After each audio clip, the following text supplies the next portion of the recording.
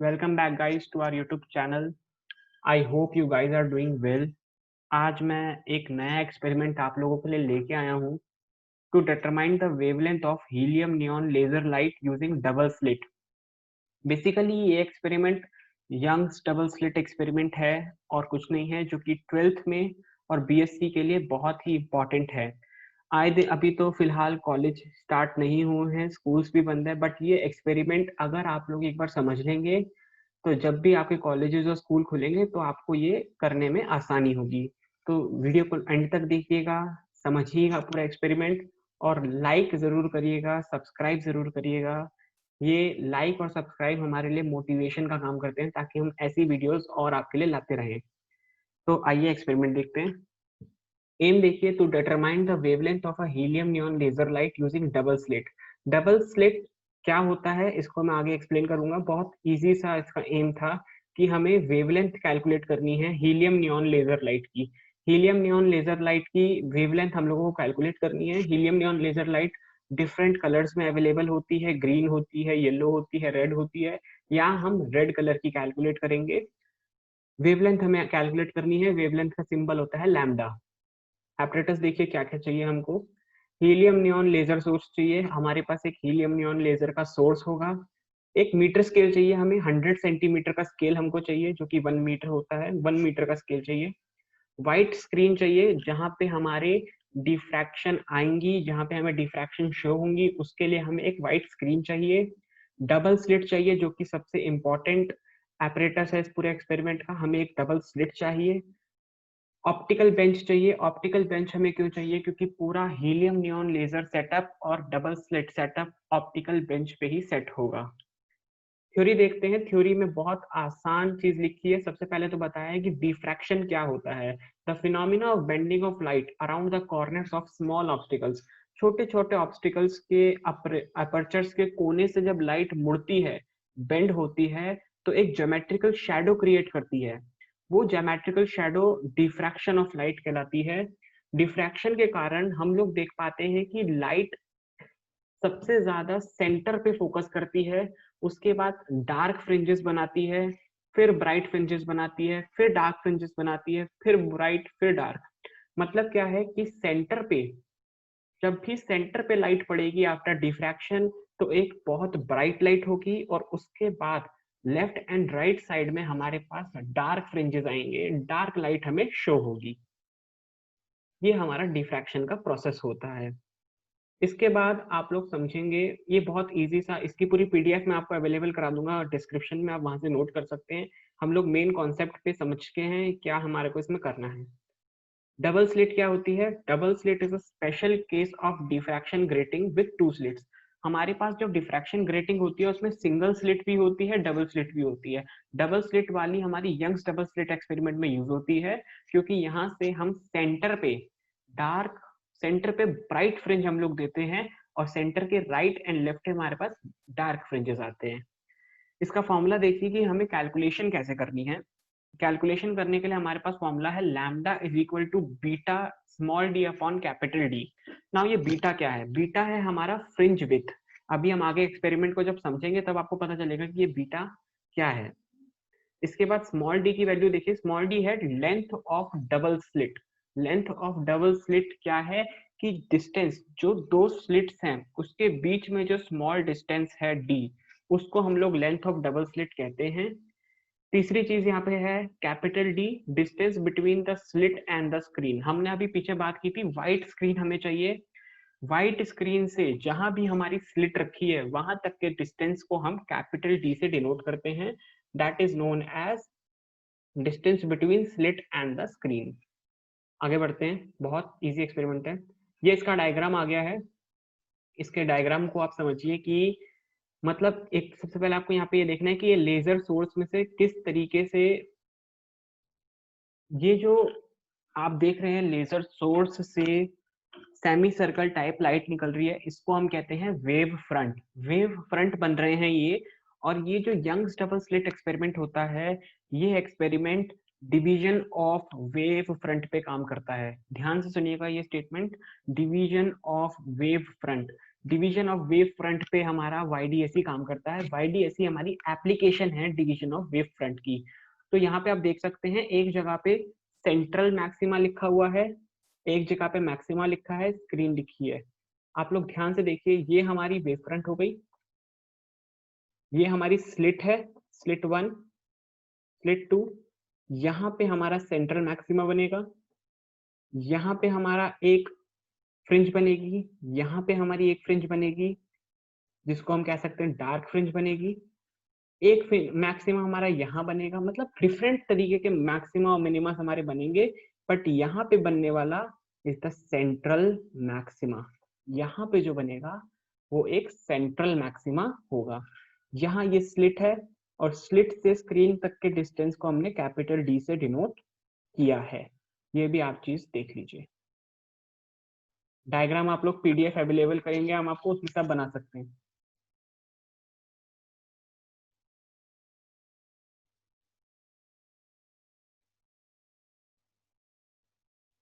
आगे चलते हैं।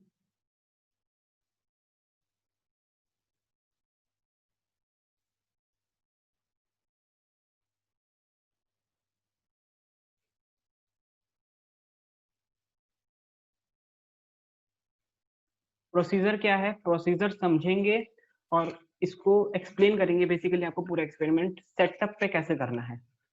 Adjust the double slit diffraction grating in grating stand and fix it on optical bench. After fixing grating stand measure the distance between the slit and the screen using metre scale D। मैं समझाऊं पहले, आप points read कर लीजिए, मैं आपको experiment समझाता हूँ। देखिए क्या करना है, यहाँ पे मैंने एक एक्सप्लेनेशन के लिए आपका लैब का सेटअप क्रिएट किया है। लैब के सेटअप को मैंने क्रिएट करने की यहाँ कोशिश करी है, आप लोग थोड़ा सा ध्यान दीजिए। यहाँ पे आप देख सकते हैं एक जगह हमारा हीलियम नियॉन लेजर रखी है, ये हमारा डबल स्लिट का स्टैंड रखा हुआ है, ये हमारी ऑप्टिकल बेंच है, एक टेबल पे हमने इसे सेट कर रखा है, और यहाँ ये वॉल है, इस वॉल पे मैंने एक वाइट स्क्रीन लगा रखी है। ये देख सकते हैं आप लोग क्या कर रखा है मैंने, मैंने यहाँ पे ध्यान अगर आप लोग दें तो एक पॉइंट O मेंशन कर रखा है। यहाँ पे मैंने एक पॉइंट O मेंशन कर रखा है, यहाँ से मेरी ऑप्टिकल बेंच स्टार्ट है, यहाँ पे मेरी ऑप्टिकल बेंच एंड है। तो ये मैंने एक पॉइंट O मेंशन कर रखा है। आप लोग ध्यान से अगर देखें तो ये डबल स्लिट से स्क्रीन तक का डिस्टेंस मेरा कैपिटल D है, लेकिन आप सोचेंगे मैंने 100 सेंटीमीटर का स्केल लिया है और O से 100 सेंटीमीटर पे मैंने ये प्लेस करा है, तो ये O से स्क्रीन तक का डिस्टेंस कितना होगा। तो उसको मेजर करने का तरीका आप सुन लीजिए। सबसे पहले आप व्हाइट स्क्रीन से इस पॉइंट O तक का डिस्टेंस मेजर करेंगे, ध्यान से व्हाइट स्क्रीन से पॉइंट O तक का डिस्टेंस मेजर करेंगे, फिर O से जहां भी आप डबल स्लिट रखेंगे, जहां भी आप डबल स्लिट रखेंगे वहां का डिस्टेंस मेजर करेंगे और दोनों डिस्टेंस को ऐड कर देंगे। क्या कर देंगे, ऐड कर देंगे। मतलब क्या है, व्हाइट स्क्रीन से पॉइंट O तक का डिस्टेंस, फिर O से जहां पे डबल स्लिट सेट करेंगे वहां तक का डिस्टेंस लेके दोनों को ऐड कर देंगे, तो हमारे कैपिटल D की वैल्यू आ जाएगी। कैपिटल D की वैल्यू निकालना इतना आसान है, आप लोग देख लीजिए कि कुछ नहीं करना था, just you have to take distance between the white screen and point O, then calculate the distance from point O to the point where you has placed the display double slit। जहां भी आपने double slit रखी है वहां तक का distance आप लोग फिर मेजर कर लीजिए। इसके बाद दूसरा कॉन्सेप्ट है आप लोगों का लेजर का। लेजर जैसी ही इस पे पड़ेगी, लेजर का तरीका ध्यान से देखिएगा, लेजर बिल्कुल स्ट्रेट पड़नी चाहिए इस पे डबल स्लिट पे, ताकि वाइट शीट पे फ्रिंजेस अच्छे बने, फ्रिंजेस हमारे अच्छे बने। हमें अच्छी फ्रिंजेस लानी है ताकि हमारी रीडिंग में एक्यूरेसी बहुत ज्यादा रहे, इसीलिए हमें एक अच्छी फ्रिंजेस बनानी है। इसीलिए आपको डबल स्लिट को कुछ अच्छी वैल्यू पे, मतलब ठीक ठाक वैल्यू पे एडजस्ट करना है, लेजर से भी डिस्टेंस ठीक हो और स्क्रीन से भी डिस्टेंस ठीक हो, जिससे हमारा डिफ्रैक्शन होने के बाद फ्रिंजेस बहुत अच्छी आए। तो ये मेरा एक्सपेरिमेंटल सेटअप था, इसमें बस यही 3 चीजें मेन है। मेन आपको यहाँ समझना था कि कैपिटल D की वैल्यू कैसे कैलकुलेट होगी। अब हम बात करते हैं, जैसे हमारे पास फॉर्मूला था lambda is equal to beta small D upon capital D. Capital D की वैल्यू मैंने आपको समझा दी किस तरीके से कैलकुलेट हो रही है। अब बात करते हैं स्मॉल डी की। स्मॉल डी की वैल्यू कैलकुलेट करने के लिए यहाँ पे मैंने डबल स्लिट को थोड़ा जूम करा है। जूम करने के बाद आप देख सकते हैं कि यहाँ पे दो स्लिट्स आपको नजर आ रही हैं। एक स्लिट तो ये रही और दूसरी स्लिट ये रही। दो स्लिट्स के बीच का डिस्टेंस है स्मॉल डी, यही डिस्टेंस स्मॉल डी होता है। और ये वैल्यू मैक्सिमम टाइम आपको लैब में दे रखी होती है, आपको वही वैल्यू यूज करनी होती है। लैब में अगर आपको कोई बताए ना तो अपने टीचर से पूछ लीजिए कि मैम और सर ये स्मॉल डी की वैल्यू क्या है। मेरी लैब में जो स्मॉल डी की वैल्यू है वो है 0.0139 सेंटीमीटर, क्योंकि हमारे पास डिफ्रैक्शन ग्रेटिंग डबल स्लिट उस तरीके की है। आप लोगों के पास जिस तरीके की होगी आप लोग उस तरीके की वैल्यू को लेंगे। लेकिन मैंने आपको ये बता दिया है कि ये जो स्मॉल डी का डिस्टेंस है ये डबल स्लिट के बीच का डिस्टेंस है, ये आपको मेन समझना है। अगले स्टेप पर आते हैं, इसकी ऑब्जर्वेशन पर, और फिर हम समझेंगे कि ये बीटा की कैलकुलेशन कैसे हुई है। स्मॉल डी मैंने आपको बता दिया, कैपिटल डी मैंने आपको बता दिया, अब मेन कंपोनेंट बीटा बचा है। इसकी वैल्यू को हम कैलकुलेशन समझेंगे। सबसे पहले इसकी ऑब्जर्वेशन देखते हैं। जैसे हमने लेजर ऑन करी, डिफ्रैक्शन ग्रेटिंग को एक परफेक्ट पोजीशन पे सेट करा, जैसे ही हमारे फ्रिंजेस आए तो ऑब्जर्वेशन कैसे लेनी है। ऑब्जर्वेशन लेने का तरीका है कि जैसे ही आपके फ्रिंजेस आए आपको एक व्हाइट शीट लेनी है, उन फ्रिंजेस पे रख के पेंसिल से उन फ्रिंजेस के आसपास सर्कल्स ड्रॉ करने हैं। सर्कल्स ड्रॉ करने हैं ताकि आप लोगों को पता रहे कि कौन सी फ्रिंज कितने डिस्टेंस पे है, ताकि आप लोगों को कैलकुलेशन करने में आसानी हो। फ्रिंजेस आपको बहुत एक्यूरेसी से ड्रॉ करनी है, एरर्स बहुत कम आने चाहिए। अगर एरर ज्यादा आएगा तो रीडिंग गलत आएंगी ही आएगी, इसलिए बहुत ध्यान से आपको फ्रिंजेस को मेजर करना है और बनाना है। तो बनाने के बाद आपके फ्रिंजेस कुछ इस तरह से दिखेंगे। इस तरीके से आपके कुछ फ्रिंजेस दिखेंगे। आप ये देख सकते हैं सबसे लंबा वाला जो बीच में है, ये आपको एक बार मैं मार्क करके दिखाऊं, ये जो सबसे सेंटर वाला है ये हमारा है सेंट्रल मैक्सिमा। क्या है? Central maxima. और ये सभी में सेंट्रल मैक्सिमा है। ये देखिए तीनों में सेंट्रल मैक्सिमा है हमारे पास सी। यहाँ पे आप ये देखिए कैपिटल डी की वैल्यू एक बार मैंने 145 सेंटीमीटर ली, एक बार कैपिटल डी की वैल्यू मैंने 175 सेंटीमीटर ली, एक बार कैपिटल डी की वैल्यू मैंने 205 सेंटीमीटर ली। समझ में आ रहा है आपको? ये तीन वैल्यूज मैंने कैपिटल डी की ली है। इसके बाद फ्रिंजेस ड्रॉ करे मैंने। फ्रिंजेस ड्रॉ करने के बाद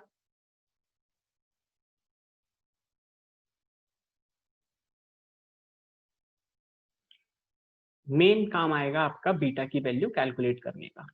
बीटा की वैल्यू कैलकुलेट करने का तरीका देखिए। जैसे ही आपने ये डबल स्लिट ड्रॉ कर ली, आपको क्या करना है, सेंट्रल मैक्सिमा के लेफ्ट साइड की दो फ्रिंजेस और सेंट्रल मैक्सिमा के राइट साइड की दो फ्रिंजेस को लेना है। क्योंकि हम जब भी कोई एक्सपेरिमेंट करते हैं तो हम मीन निकालते हैं, हम एवरेज निकालते हैं। फ्रिंजेस निकालने के लिए भी हमारे पास एवरेज का ही कॉन्सेप्ट है, क्योंकि फ्रिंजेस जब हम अपने हाथ से ड्रॉ करते हैं तो एरर आने के बहुत ज्यादा चांसेस होते हैं। इसीलिए हम लोग हमेशा एवरेज लेकर ही इस पे काम करते हैं। क्या करना है आपको, फ्रिंज विड्थ देख लीजिए होती क्या है। जब मैंने एक फ्रिंज ये ली है, ध्यान से देखिएगा, थोड़ा सा इंपॉर्टेंट है ये वाला। मैंने एक फ्रिंज यहाँ पे ये वाली ली है, एक फ्रिंज ये वाली ली है, दो फ्रिंजेस मैंने यहाँ लिए।